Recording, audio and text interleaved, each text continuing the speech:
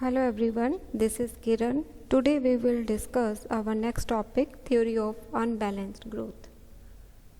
Theory of unbalanced growth is given by Professor Hirschman, Rostow, Fleming and Professor Singer.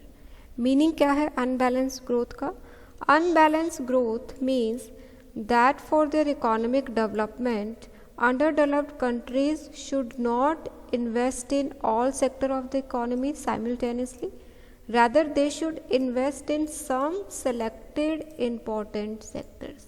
Means असंतुलन विकास का सिद्धांत क्या है कि एक अविकसित देश को अपना आर्थिक विकास करने के लिए सभी क्षेत्रों में एक साथ निवेश न करके कुछ चुने हुए जो महत्वपूर्ण क्षेत्र हैं, जो हमारे इम्पोर्टेंट क्षेत्र हैं, उनमें निवेश करना चाहिए। तो इसका रीज़न भी बताया कि एक तो अविकसित जो देश होते हैं उनके पास इतने रिसोर्सेज अवेलेबल नहीं होते कि वो सभी सेक्टर्स में एक साथ इन्वेस्टमेंट कर सकें। दूसरा, आगे उन्होंने ये भी बताया कि असंतुलन उत्पन्न करने का क्या लाभ होगा अविकसित देशों में। तो उन्होंने बताया कि जब विकसित अर्थव्यवस्था में हम कुछ चुने हुए क्षेत्रों में निवेश करेंगे तो कुछ बाधाएं जो हैं वो उत्पन्न हो सकती हैं, जैसे कच्चे माल की कमी हो सकती है, बिजली की कमी हो सकती है, कीमतें बढ़ सकती हैं। तो इससे अर्थव्यवस्था में एक असंतुलन उत्पन्न होगा। तो यही असंतुलन जो है निवेश के नए अवसर उत्पन्न को करेगा, और जब हम इनमें निवेश करेंगे तो फिर एक नया असंतुलन उत्पन्न होगा जो नया निवेश के अवसरों को उत्पन्न करेगा। तो इस प्रकार से आर्थिक विकास की एक श्रृंखला बन जाएगी इन असंतुलन के कारण। तो जो हमारे प्रोफेसर थे हिर्शमैन, रोस्टो, फ्लेमिंग, सिंगर, उन्होंने कहा कि अगर एक अविकसित देश अपना आर्थिक विकास चाहता है तो हमें इन असंतुलन को बनाए रखना चाहिए, क्योंकि यही असंतुलन जो है अविकसित देशों में निवेश के नए अवसर प्रदान करेगा। इसके बाद नेक्स्ट आता है हमारा कि जो एक अविकसित देश है उसमें निवेश के अवसर उत्पन्न होने के क्या कारण है, क्या रीज़न है। तो बेसिकली 3 रीज़न है हमारा। पहला है external economies, second complementarities and third is obtaining ideal situation. तो 1 बाय 1 हम इसे डिस्कस करेंगे।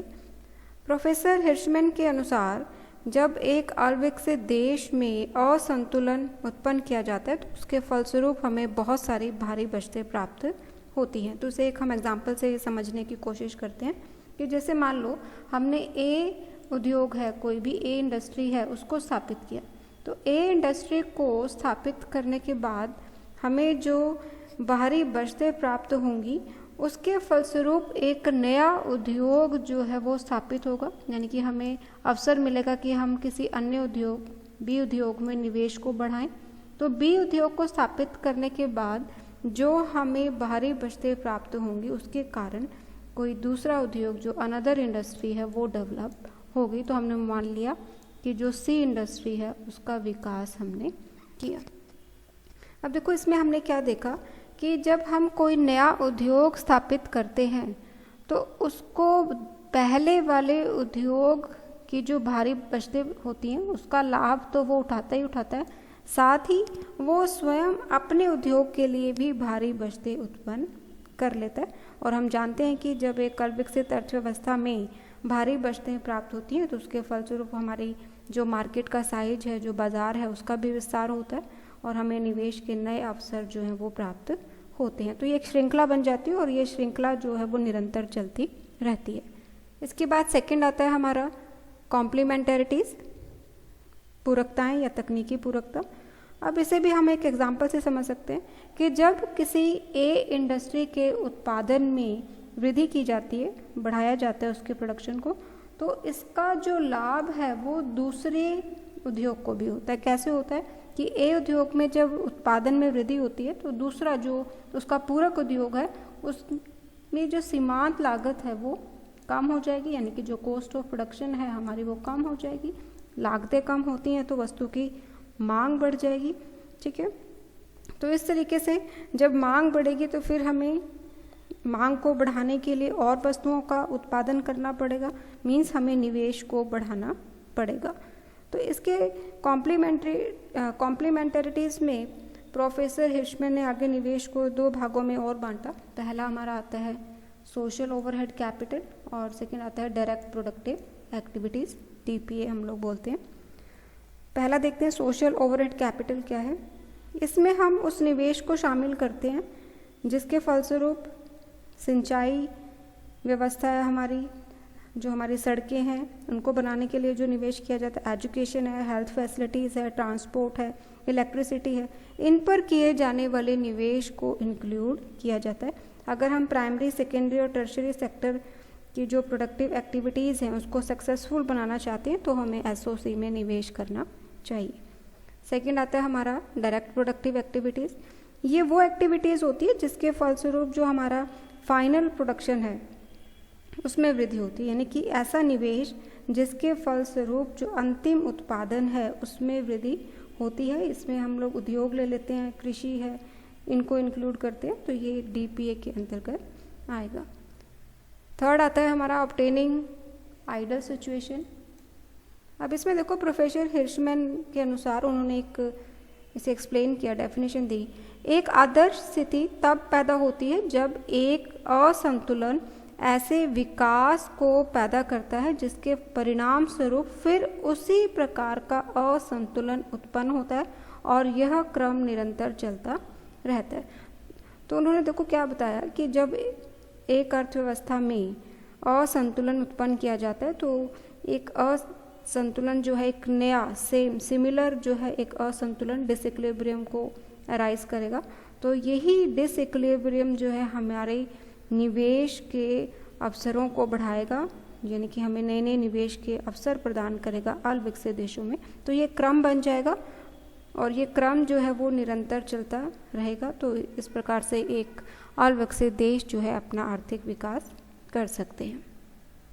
इसके बाद हमारा नेक्स्ट पॉइंट आता है द अनबैलेंसिंग प्रोसेस। देखो हम जानते हैं कि एक अल्पविकसित अर्थव्यवस्था में साधनों की कमी होती है, यानी कि जो रिसोर्सेज हैं वो प्रॉपरली और अवेलेबल नहीं होते। तो हम इसके कारण यानी कि साधनों की कमी के कारण SOC में, सोशल ओवरहेड कैपिटल में and DPA direct productive activities में एक साथ निवेश नहीं कर सकते। या तो हम पहले SOC में निवेश करके हम लोग असंतुलन पैदा कर सकते हैं या फिर DPA में पहले निवेश करके असंतुलन को, अनबैलेंस को अराइज कर सकते हैं। तो प्रोफेसर हिर्शमैन के अकॉर्डिंग यहाँ पर जो अनबैलेंस है वो 2 टाइप्स का हो सकता है। पहला तो है unbalancing the economy with SOC and second is unbalancing the economy with DPA। तो हम लोग इसको डिस्कस करते हैं कि कैसे अनबैलेंस को अराइज करके हम इकोनॉमिक डेवलपमेंट कर सकते हैं अल्पविकसित देशों का। पहला है हमारा unbalancing the economy with SOC।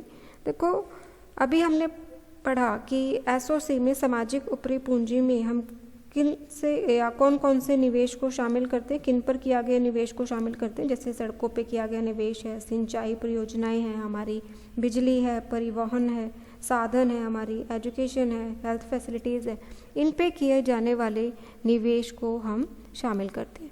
अब देखो अगर हम सस्ती बिजली उत्पन्न कर रहे हैं तो सस्ती बिजली उत्पन्न होने से जो लघु और जो हमारे कुटीर उद्योग हैं उनका विकास होगा। अगर सिंचाई की सुविधाएं बढ़ जाएं तो कृषि का विकास होगा। तो ये हमें किस बात के लिए प्रेरित करेगा कि हम जो डायरेक्ट प्रोडक्टिव एक्टिविटीज़ हैं, जो हमारी इंडस्ट्रीज़ हैं, जो हमारी एग्रीकल्चर सेक्टर है, उसमें भी निवेश को बढ़ाएं। देखो हमने क्या किया कि हमारे पास 2 ऑप्शन है, या तो हम पहले SOC में निवेश करें और DPA में निवेश ना करें, या फिर हम DPA में पहले निवेश करें और SOC में निवेश ना करें। तो जब एक असंतुलन उत्पन्न होगा तो ये अपने आप ही हमें निवेश करने की प्रेरणा प्रदान करेगा कि हम दूसरे सेक्टर में भी निवेश को बढ़ाएं। अब देखो जब हमने पहले SOC में निवेश किया, हमने सड़कों पर निवेश कर दिया, हमने सिंचाई परियोजनाएं पर निवेश कर दिया, हमने हेल्थ फैसिलिटीज़, एजुकेशन पर निवेश कर दिया, तो इसके फलस्वरूप हमें बहुत सारी एक्सटर्नल इकोनॉमीज़ मिलेंगी और एक्सटर्नल इकोनॉमीज़ के कारण जो हमारी उत्पादन की लागत है वो कम हो जाएगी और इन्हीं लागतों के कारण हमें ये प्रेरणा मिलेगी कि हम DPA में डायरेक्ट प्रोडक्टिविटी एक्टिविटीज़ में भी निवेश को बढ़ाएं। मतलब कि हमें प्रोत्साहन मिलेगा कि हम हमारा जो इंडस्ट्रियल सेक्टर है, जो एग्रीकल्चर सेक्टर है, उसमें भी निवेश को बढ़ाएं। सेकंड हम क्या कर सकते हैं कि हम लोग पहले डीपीए में डायरेक्ट प्रोडक्टिव जो एक्टिविटीज़ हैं उनमें निवेश करें, जैसे उद्योगों की स्थापना करें, एग्रीकल्चर सेक्टर है उसमें निवेश करें, तो एक असंतुलन उत्पन्न होगा क्योंकि हमने एसओसी में निवेश नहीं किया। तो यही असंतुलन जो है वो अपने आप हमें प्रेरणा देगा कि हम एसओसी में निवेश करें।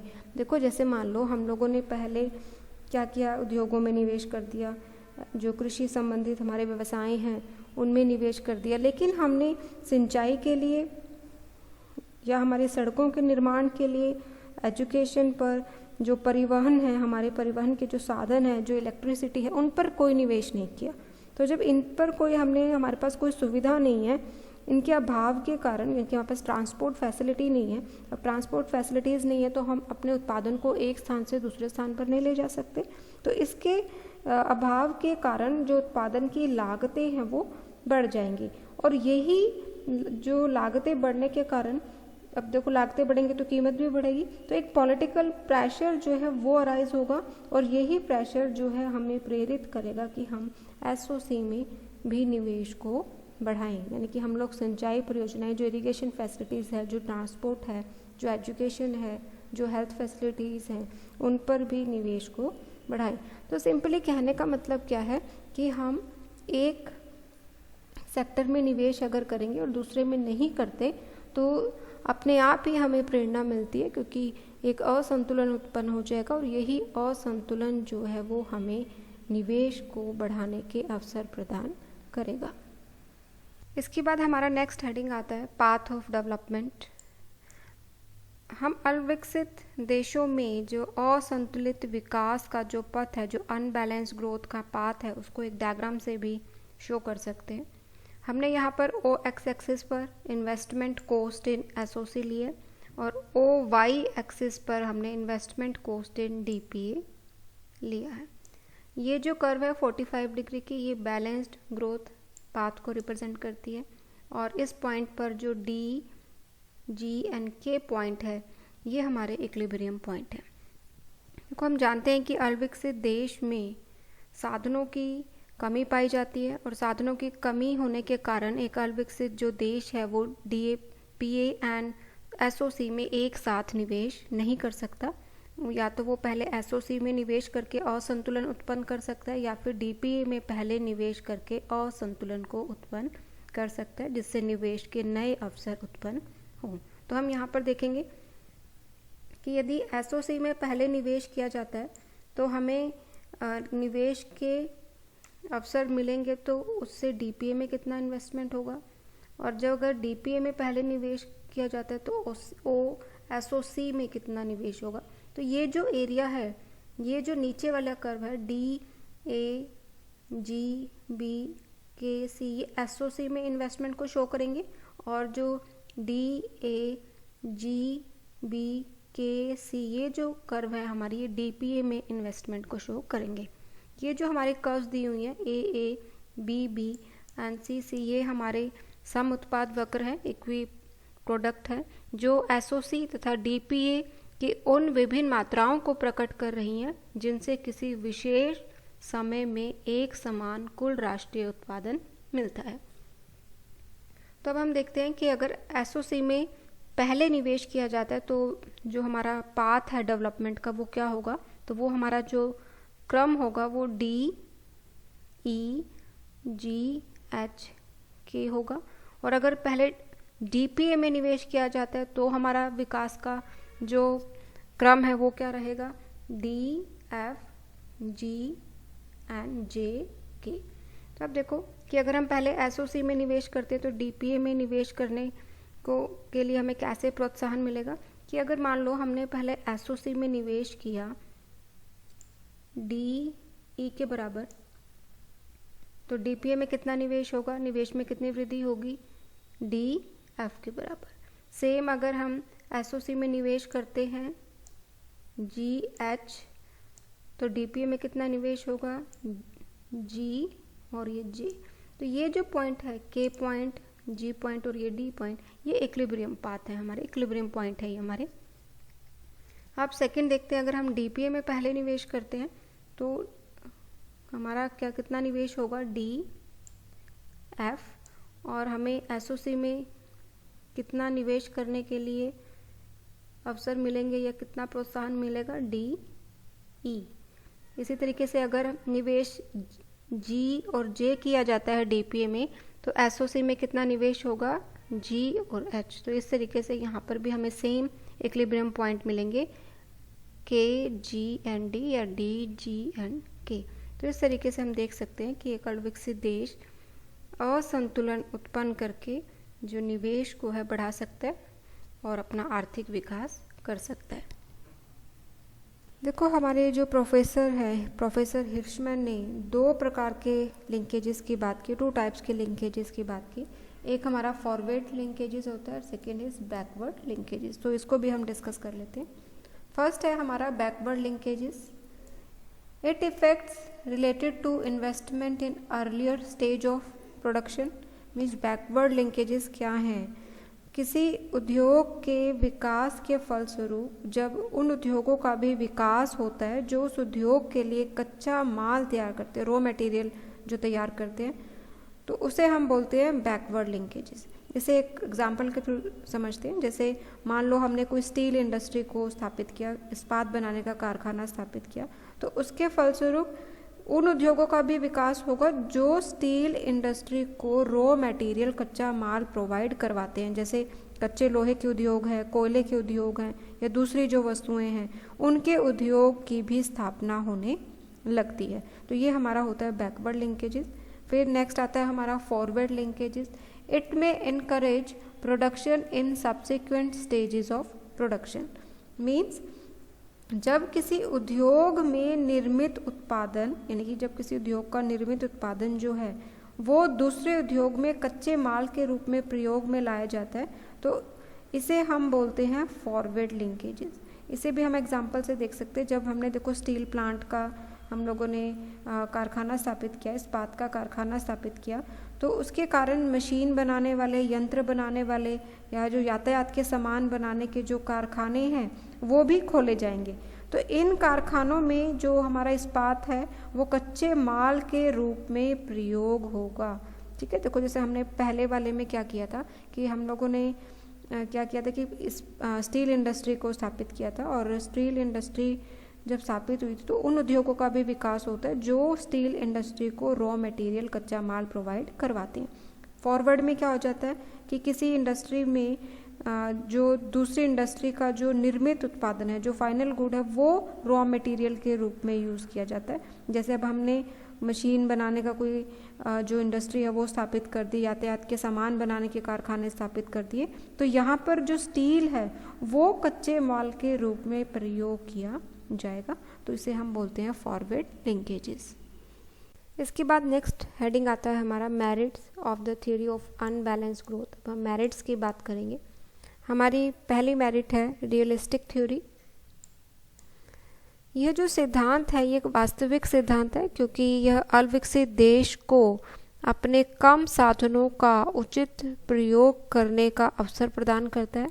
और इस सिद्धांत के अनुसार हमें उन उद्योगों की स्थापना को अधिक महत्व देना चाहिए जिनमें जो टोटल लिंकेजेस हैं वो अधिकतम होते हैं। इसके बाद सेकेंड हेडिंग आता है हमारा more importance to basic industries. ये जो सिद्धांत है वो हमारी बेसिक जो इंडस्ट्रीज़ है, जो मैन्युफैक्चरिंग इंडस्ट्रीज़ है, उनको ज़्यादा महत्व देता है, और जिसके फलस्वरूप जो हमारी कंज्यूमर गुड्स हैं, जो उपभोक्ता वस्तुओं के उद्योग हैं, उनको स्थापित करने में भी हमें सहायता मिलती है। तो ये भी इसकी एक मेरिट है। फिर नेक्स्ट आता है हमारा economies of large scale production. अब देखो, हम जानते हैं कि जब एक अविकसित अर्थव्यवस्था में असंतुलित विकास की व्यूह रचना अपनाई जाती है तो बहुत सारी जो बाहरी बचतें हैं वो प्राप्त होती हैं। जैसे जब हम भारी या आधारभूत उद्योग हैं, जो हमारी बेसिक इंडस्ट्रीज़ हैं, जब उनकी स्थापना करते हैं तो इनके फलस्वरूप जो दूसरे उद्योग हैं, हमारे जो कंज्यूमर गुड्स इंडस्ट्रीज़ हैं, उनकी स्थापना करने में हमें सहायता मिलेगी। साथ ही साथ यदि पूंजीगत उद्योगों में निवेश किया जाता है तो इसके फलस्वरूप रोजगार तथा आय में भी वृद्धि होगी। तो इस प्रकार से इसका इफेक्ट क्या पड़ेगा कि जो हमारी मार्केट का साइज़ है वो बढ़ जाएगा, और जो बाहरी बचतें हैं वो सभी फर्मों को, सभी उद्योगों को प्राप्त होगी। फिर नेक्स्ट पॉइंट आता है इनकरेजमेंट टू न्यू इन्वेंशंस। असंतुलित विकास के कारण कई प्रकार की कठिनाइयाँ या बाधाएं जो हैं वो सामने आती हैं और इनको दूर करने के लिए नए आविष्कारों की ज़रूरत पड़ती है। तो इसलिए असंतुलित विकास के द्वारा जो आविष्कार हैं, जो इन्वेंशन हैं, उनको भी प्रोत्साहन मिलता है। फिर हमारा नेक्स्ट पॉइंट आता है सेल्फ रिलायंस। असंतुलित विकास के फलस्वरूप जो अर्थव्यवस्था को अल्पकाल में ही आत्मनिर्भरता के लक्ष्य को प्राप्त करने में सहायता प्राप्त होती है, क्योंकि हम लोग जो हमारे प्रमुख क्षेत्र हैं, जो हमारे लीडिंग सेक्टर हैं, में अधिक निवेश करने के अवसर प्रदान होते हैं और मिलते हैं हमें, और जिसके फलस्वरूप जो हमारा विकास है वो तीव्र गति से होने लगता है। तो इस प्रकार एक अविकसित देश का जो विकास है वो रैपिडली हो सकता है। इसके बाद हमारा नेक्स्ट पॉइंट आता है इकोनॉमिक सरप्लस। जब हम एक अविकसित देश में असंतुलित विकास को अपनाते हैं तो कई प्रकार के जो इकोनॉमिक सरप्लस हैं वो हमें मिलते हैं। जैसे जब हम पूंजीगत उद्योगों की स्थापना करते हैं तो उनमें बहुत सारा जो एक्सपेंडिचर है हमें करना पड़ता है, और मल्टीप्लायर इफेक्ट के कारण यदि हमारा कंजप्शन में कोई चेंज ना हो, अगर हमारा उपभोग स्थिर रहे, तो हमारी जो आय है, जो हमारा उत्पादन है, जो इनकम है, हमारा प्रोडक्शन है, जो एम्प्लॉयमेंट है, उसमें कई गुना ज़्यादा वृद्धि हो जाती है। इसके बाद नेक्स्ट पॉइंट आता है शॉर्ट टर्म स्ट्रैटेजी। असंतुलित विकास की जो रणनीति है वो अल्पकाल में ही लागू होने लगती है, इसीलिए इसके फलस्वरूप अल्पकाल में ही इन द शॉर्ट रन हमारा जो उत्पादन है या जो रोज़गार है, आय में भी वृद्धि होने लगती है। तो ये इसका सबसे बड़ी मेरिट है कि जो इसका रिजल्ट है अनबैलेंस ग्रोथ थ्योरी का, वो हमें शॉर्ट रन में ही मिलना स्टार्ट हो जाता है। इसके बाद बेटर यूज़ ऑफ रिसोर्सेज। अभी हमने ये पॉइंट पीछे भी किया है कि असंतुलित विकास के फलस्वरूप जो अविकसित देश है अपने जो रिसोर्सेज हैं, जो साधन हैं, उनका उपयुक्त प्रयोग कर सकता है। और इसका देखो कैसे करेगा कि जैसे हम लोगों ने पीछे बैलेंस ग्रोथ की बात की थी कि हमें बड़ी मात्रा में जो है निवेश करना चाहिए सभी क्षेत्रों में, लेकिन अनबैलेंस ग्रोथ थ्योरी क्या कहती है कि हमें सभी क्षेत्रों में नहीं, बस कुछ चुने हुए जो क्षेत्र हैं, जो इम्पोर्टेंट सेक्टर्स हैं हमारे, उनमें निवेश करना चाहिए। ऐसा करने से जो हमारे रिसोर्सेज हैं उनका प्रॉपर यूटिलाइजेशन भी हो सकेगा और हमें जो बेनिफिट हैं वो भी शॉर्ट रन में ही मिलना स्टार्ट हो जाएंगे, क्योंकि उन्होंने रीज़न भी बताया कि अविकसित जो देश होते हैं वहाँ पर जो साधन होते हैं वो उनकी जो मात्रा होती है वो कम होती है और हम इसीलिए एक साथ सभी क्षेत्रों में निवेश नहीं कर सकते। फिर नेक्स्ट आता है हमारा डेवलपमेंट ऑफ इंफ्रास्ट्रक्चर। अब हम ये भी जानते हैं कि किसी देश के आर्थिक विकास के लिए जो ट्रांसपोर्ट है, जो हमारी इरिगेशन फैसिलिटीज़ हैं, इलेक्ट्रिसिटीज़ हैं, ये सारे के सारे क्या हैं, अपना महत्वपूर्ण योगदान देते हैं। तो असंतुलित विकास के अंतर्गत हमने एसओसी की भी बात की, सामाजिक ऊपरी पूंजी, सोशल ओवरहेड कैपिटल।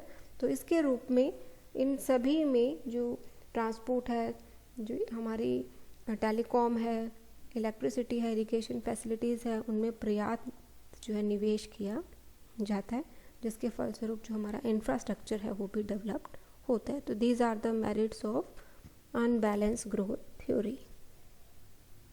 इसके बाद नेक्स्ट पॉइंट आता है हमारा क्रिटिसिज्म ऑफ द थ्योरी। हमारी पहली क्रिटिसिज्म है इनकम्प्लीट एक्सप्लेनेशन ऑफ डिसइक्विलिब्रियम।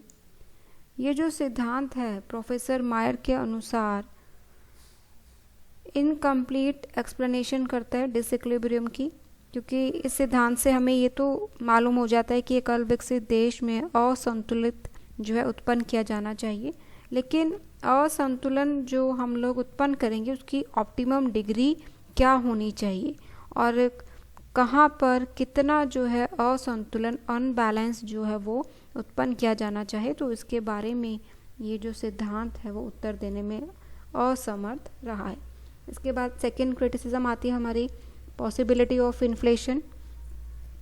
अब देखो ये सिद्धांत ये मानकर चलता है या हमें ये मालूम होता है कि एक अविकसित देशों में हमें बेसिक जो हमारी इंडस्ट्रीज़ है पहले उनकी स्थापना करनी चाहिए, और उसकी जब पहले स्थापना करेंगे जो हमारी उपभोक्ता जो उद्योग हैं उनकी भी स्थापना होना जो है आरंभ हो जाएगी। लेकिन हम जानते हैं कि एक जो बेसिक इंडस्ट्रीज़ हैं उनको स्थापित करने में, एस्टैब्लिश करने में और उनमें उत्पादन आरंभ करने में काफ़ी समय लग जाता है। और अगर हमारी जो उपभोक्ता उत्पादन है, जो उपभोक्ता वस्तुएं हैं, उनका उत्पादन नहीं बढ़ पाता तो वस्तुएं की और सेवाओं की जो कीमतें हैं वो बढ़ना शुरू हो जाती है। तो मुद्रास्फीति की जो संभावना है, इन्फ्लेशन की जो कंडीशन है वो भी बढ़ जाती है। इसके बाद नेक्स्ट आता है हमारा वेस्टेज ऑफ रिसोर्सेज। जो असंतुलित विकास में कुछ ही क्षेत्रों का अधिक विकास किया जाता है और इसलिए जब तक पूरक उद्योगों का विकास न हो तो साधन को भी हम प्रॉपरली यूटिलाइज नहीं कर पाते। मीन्स जब तक हम लोग जो हमारे पूरक उद्योग हैं उनकी भी स्थापना नहीं की जाती एक साथ, तब तक हमारे जो रिसोर्सेज हैं उनका प्रॉपर यूटिलाइजेशन नहीं हो सकता। तो ये इसकी क्रिटिसिज्म है। इसके बाद नेक्स्ट आता है हमारा नो मेंशन ऑफ ऑब्स्टैकल्स कि पॉल स्ट्रेटन के अनुसार इस सिद्धांत में केवल यही बताया गया है कि अर्थव्यवस्था के असंतुलित होने के कारण जो हमारी बेसिक इंडस्ट्रीज है उनकी स्थापना के फलस्वरूप अन्य उद्योगों को भी प्रोत्साहन मिलता है, लेकिन यह नहीं बताया गया कि इनकी स्थापना में कौन कौन सी जो बाधाएं हैं वो आती हैं, क्योंकि हम जानते हैं कि अविकसित देश में इन उद्योगों की स्थापना के लिए हमें बहुत ज़्यादा खर्च करना पड़ता है और ये एक सरल कार्य नहीं है। तो ये एक इजी टास्क नहीं है, इसलिए भी इसको क्रिटिसाइज़ किया जाता है। नेक्स्ट आता है हमारा इंक्रीज इन अनसर्टेनिटी। अब देखो, ये सिद्धांत ये मानकर चलता है कि आर्थिक विकास की जो सफलता है वो विदेशी व्यापार और विदेशी पूंजी की सहायता पर निर्भर करता है, लेकिन विदेशी पूंजी पर यदि किसी देश की निर्भरता है तो उसके कारण अनिश्चितता भी बढ़ जाती है, क्योंकि जो विदेशी सहायता है कई बार जो उचित मात्रा में और उचित समय पर प्राप्त नहीं हो पाती। तो ये भी इसकी एक क्रिटिसिज्म है। इसके बाद नेक्स्ट आता है हमारा neglect of the degree of unbalance, यानी कि ये जो सिद्धांत है असंतुलन की जो ऑप्टिमम डिग्री क्या है उसके बारे में कोई जानकारी नहीं देता। फिर नेक्स्ट है हमारा लैक ऑफ बेसिक फैसिलिटीज़।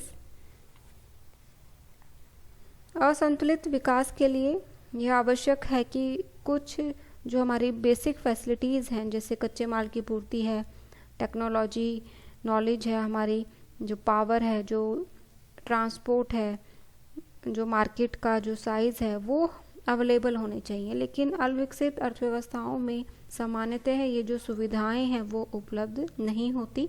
तो ये भी इसकी क्रिटिसिज्म है। नेक्स्ट आता है हमारा it ignores the agriculture sector, कि ये जो सिद्धांत है वो एग्रीकल्चर सेक्टर को इग्नोर करता है और हम जानते हैं कि अविकसित देशों में कृषि क्षेत्र का बहुत अधिक महत्व होता है।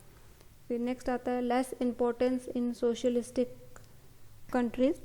ये जो सिद्धांत है वो सोशलिस्टिक जो कंट्रीज़ है उनके लिए कम महत्व रखता है, क्योंकि इन देशों में जो विकास संबंधी जो निर्णय हैं वो सरकार द्वारा लिए जाते हैं, इसलिए जो बाजार की जो शक्तियों का निवेश में कोई महत्व नहीं है। तो ये भी इसकी एक क्रिटिसिज्म है। तो ये हमारा चैप्टर है theory of unbalanced growth. I hope you got all the points. Thank you everyone.